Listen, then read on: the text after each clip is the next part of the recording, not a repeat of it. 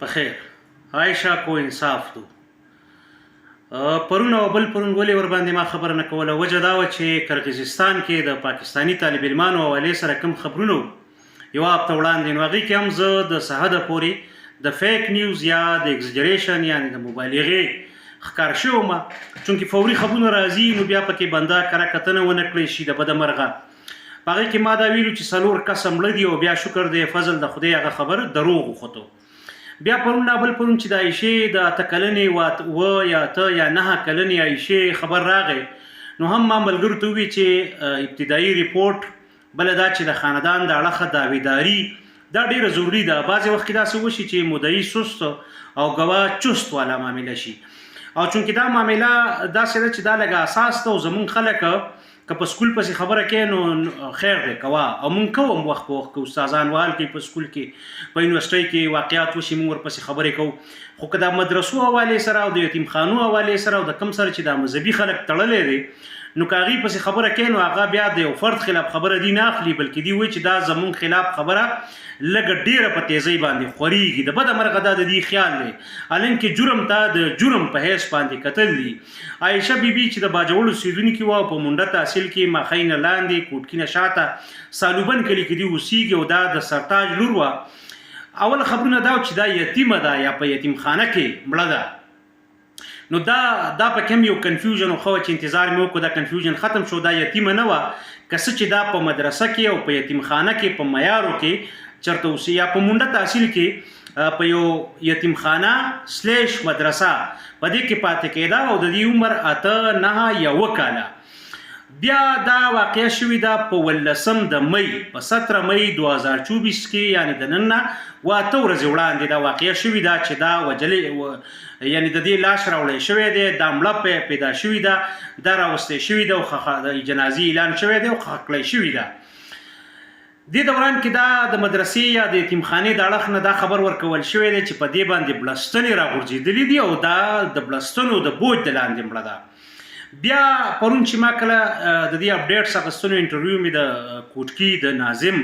یا د چیرمن افتخار خانو کتو نو هغه وی چې موږ د جمعې د مازیګره پورې وخت ورکړی دی سرکار له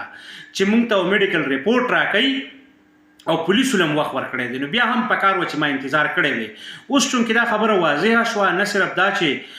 په مین سټریم میډیا لکه ایکسپریس ټلویزیون دغسې یو افغان میډیا د زاویه نیوز په هغې باندې دغسې شهزار جیلاني صاحب ورباندې سار لیکل کړي ملګرو ورباندې ورکې زه منشن کولم نو اوس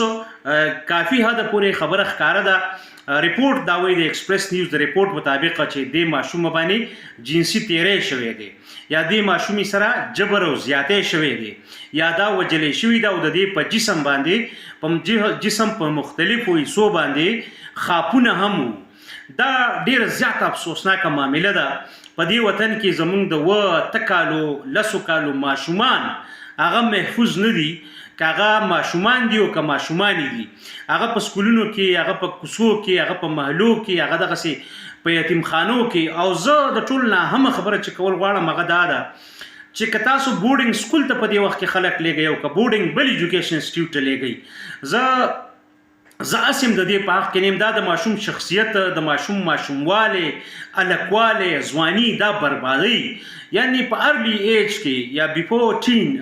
د ټینیجر نه بنده نه اوښتې او ته بورډینګ سکول ته لیږي یا بورډینګ انسټیټیوشن ته لیږي چې هلته دی پاتې کېږي هلته دی هاسټلایز وي هلته د شپه ورځ وي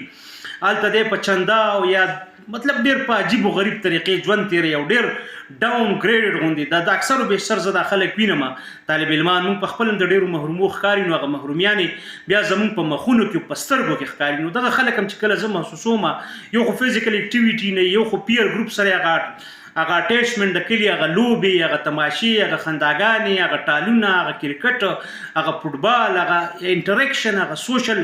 ناسته ولاړه هغې کې هم ډېر زیات داسې د اعتماد کمی پکې دا زه اکثر محسوسوم څوک دې په دې خفه کېږي نه مختلفو سیګمنټس اف سوسایټي کې او په خپله هم د بې اعتمادۍ وخت په وخت کار شوي یو مشرانو غوسه د مشرانو خفګان د مشرانو غلی شه کېنه مټ رتېږه مه ګړېږه زما په مخکې خبرې کې ما ته دې مخ راواړو زه ناست داسې مو ته خبرې کوي د مشر مخکې وغږېدې دا ټولې خبرې د انسان په شخصیت ډېر منفي اثر پرې باسي. نو په دې ارلی ایج کې د کور نه د مور او پلار نه خصوصا د مور نه ماشوم یا ماشومه بیلول دا انتهایی شقي القلب غوندې او د کلک زړه خاوندان او بل دا چې ډېر په بخښنې سره زه پلار یم او زه به ټول عمر څه ګناهونه لړل او تپل او حرام خوري او غلط کارونه او اخره کې بیا د 15 کالو د 6 کالو د بچی نه دا تمه کوم چې دا به یو خاص اړخ ته وباسم او دی به ماله جنت پیدا کړي او دی به زما زه د خپلو ګناهونو باید په خپله ذمهوار ځان وګرځوم او د هغې تلافي په خپله باندې وکړم نه چې خپل بچی دې ته حواله کړم او دا واقعیات شوي دي او ډېر د دې نه علاوه واقعیات شوي دي په مختلفو اوس په بیا ډېر ملګري ماته وایي چې انسټیټیوشنز کې او کالجونو کې هم کېږي او یونیورسټیو کې هم کېږي دغلته بیا لږ د عمر او د والنریبلیټي او د ماتېدو ریشو ته هم ګورئ یو سړی څومره مات دی په هغه باندې څومره جبر کېږي په ارلی ایج کې زیات امکان دی د هغې نه په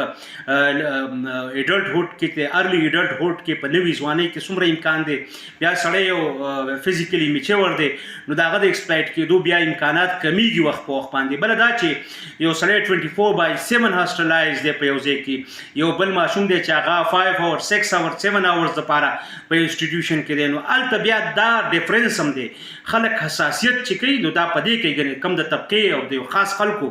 مخالفت نه او د دې نه علاوه د دې مرګ نه او د دې زخمی کېدو نه یا جنسي تیري د دې نه علاوه یو بله مهمه ستونزه چې هغه ما تاسو ته په سر کې ویله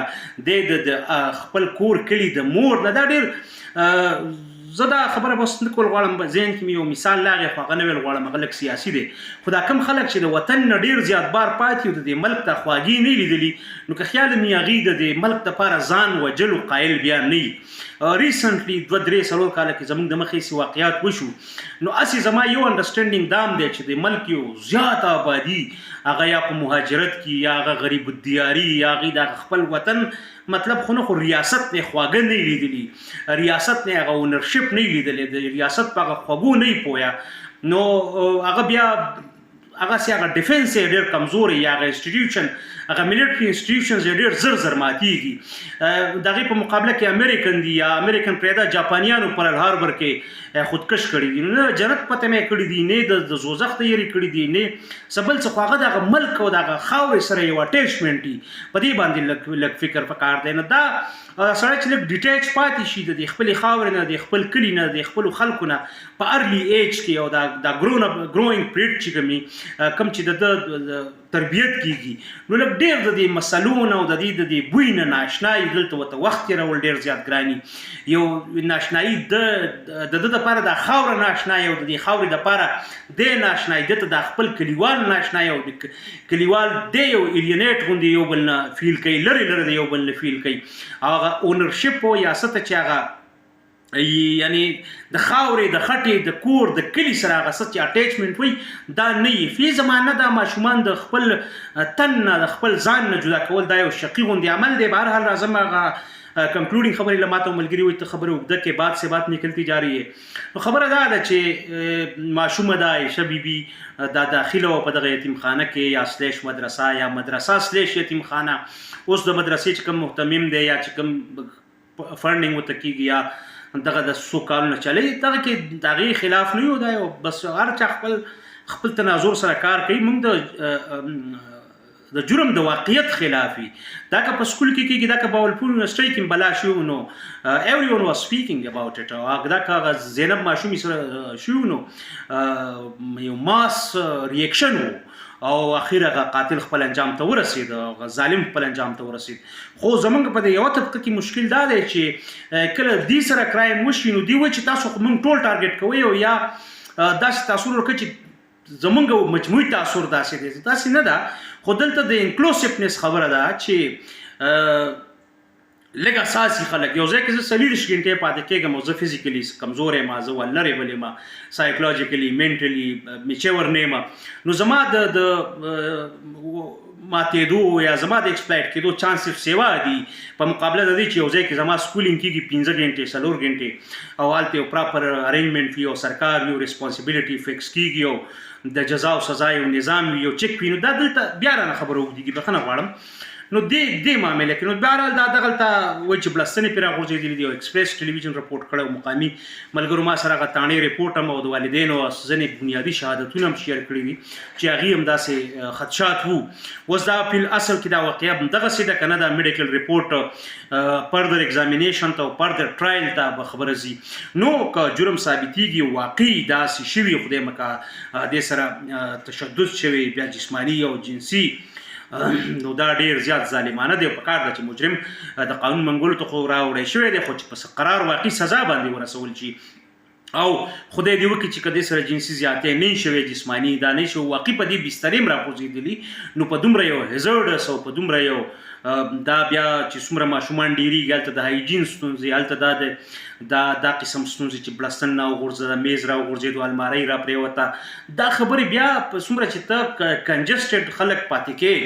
په مختلف انسټیټیوشنز کې او هلته بیا د رهایش پراپر انتظام نه فی زمانه نو دا نه صرف د منټل گروث او سایکولوژیکل او د سیکشوال گروث او د اویرنس بلکې دا د هایجین او د هیلث حساب سره خبره نه ده. زه د کمره کې 3 کسه 5 کسه اوسېږي نو دا بیماریانې دا خو جم چې بلکې ازونیټک بیماریانې هغه ځناور نه چې کومې خورېږي د هغې هم امکانات دي. ټیک ته ماضي کې څنګه واقع دغه وخت د انسانانو ارتقایي کیمسټري بدل وه نن معمولي غوندې خلک لږ لاس هم څښا شي او خولې له ویسي بیمار شي خو د دې اګینسټ که موږ وګورو یو لیونی ټول اوس خاوانې خوري خو اپیرنټلي موږ ته ښکاري چې په هغه څه اثر نه کېږي حالانکې دغه هیلث بیډلي ډیمیج دي یا بعضې خلکو امیونټي جوړه شوي کیمسټري سره یا دا اوس خو دې زمانې خلک کمره کې د 2 3 5 نه سیوا اوسېدل بیا د هغو مختلف قسم د هر جا جسم خپل سمیل دی د جسم خپل بایولوژي د خپل کیمسټري د خپل عادتونه دي نو دا هم یو ډېر ناجایزه ناوړه عمل دی. د والدینو نه احتیاط پکار دی. ستاسو د ګناهونو په بدل کې تاسو خپل بچي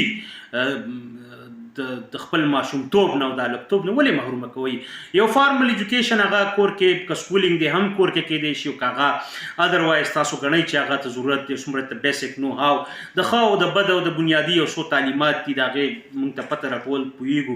انسان حس کوي چا نه هم چې تپوس وکړي ښه او بد نو هی شي نوز که نه ویل په ډېر ښه پوهېږي او دا ټول پخوا نه هم دغسې چې دا نه وې چې دا بنیادي خبرې خلکو ته یادې وي او نیک عملونه مو نو دا نشم ویلی په دغه موضوع خو به نه غږېږم I will restrict myself زه به خپل ځان محدود کړم دې خبرې ته چې عایشه چې کوم زمونږ لور ده زمونږ خور ده د ټولنې موږ ټول ګناهګار یو دا هم ده چې موږ